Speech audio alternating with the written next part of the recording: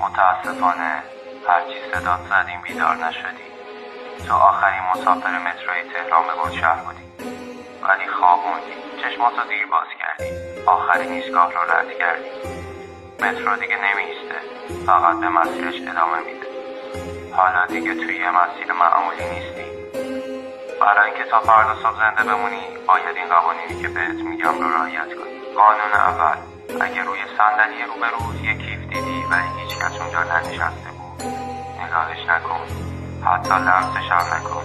اون کیف مسافریه که تو نمیبینیش. اگه بهش دست بزنی دیگه هیچ وقت نمیتونی از این قطار پیاده بشی. قانون دوم، اگه صدای راننده رو از بلندگو شنیدی که اسم تو صدا زد، هرگز سرت رو بالا نیاری.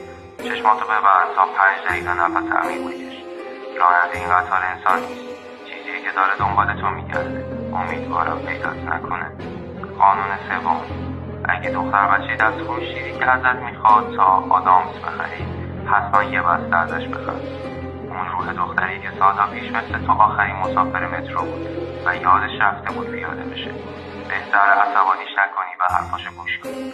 قانون چهارم، اگه قطار ناگهان نگه داشت و گفت ایستگاه گلشهر، به هیچ عنوان پیاده نشو.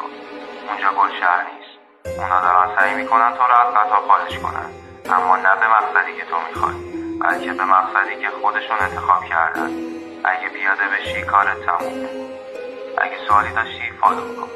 موفق باشی.